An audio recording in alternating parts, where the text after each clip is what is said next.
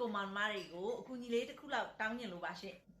ကျွန်တော်ရဲ့ညီကိုမောင်နှမတွေကိုကျွန်တော်ကဒီ post ကို like and share လေးလုပ်ပေးပါလို့အကူအညီတောင်းညင်လို့ပါဘာကြောင့်လဲဆိုတော့အခုငင်းငလျင်တန်ကြောင့်ထိခိုက်ဆုံးရှုံးသွားတဲ့ကျွန်တော်ရဲ့ညီကိုမောင်နှမတွေကိုကျွန်တော်က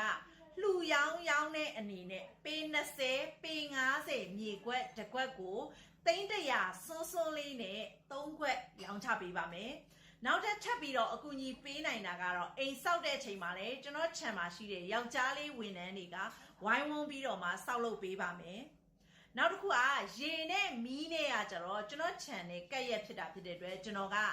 ရေနဲ့မီးကိုလည်းအချိန်တိုင်းတာတစ်ခုထိကျွန်တော်ပေးထားပါမယ်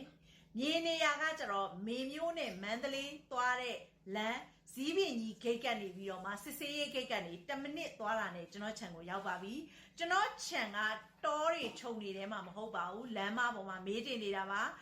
မျက်နှာစာလမ်းမကြီးကပေ20အစိတ်ရှိပါတယ်ခြံဝင်းနဲ့ဒီကားကရှောရှူရောက်ပါတယ်ကျွန်တော်နေတိုင်းသွားနေတာပါ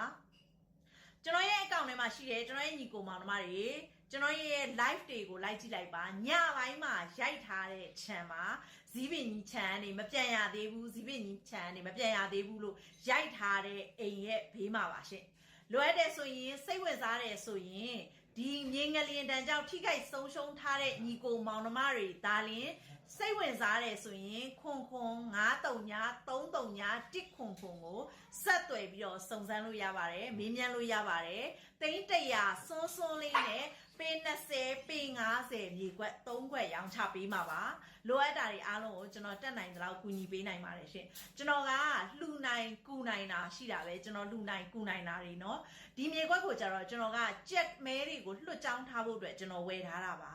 အခုကျွန်တော်ရဲ့အိမ်မက်ကအရန်ကျွန်တော်ကအိမ်မက်အကြီးကြီးမက်ထားတာပေါ့နော်ဒီမှာလွတ်ကြောင်းထားမယ်ကျွန်တော်ဆိုကျွန်တော်ရဲ့အိမ်မက်အကြီးကြီးမက်ထားတဲ့မြေကွက်ကိုအခုကျွန်တော်ရဲ့အိမ်ရာအဆင်မပြေတော့တဲ့ကျွန်တော်ရဲ့ညီကိုမောင်နှမလေးတွေကိုကျွန်တော်ရောင်းချပေးမှဖြစ်တဲ့အတွက်ကြောင့်မို့လို့အဲ့ဒီညီကိုမောင်နှမလေးတွေမြင်စေခြင်းလို့ကျွန်တော်အကူအညီတောင်းရခြင်းဖြစ်ပါတယ်ရှင်ကျွန်တော်ကိုကျေးဇူးပြုပြီးတော့မှဝိုင်းဝန်းပြီးတော့မှအကူအညီဝင်ရပေးပါအောင်ရှင်ကျေးဇူးအများကြီးတင်ပါတယ်ပြင်ဦးလင်ကြက်မဲချန်ကပါရှင်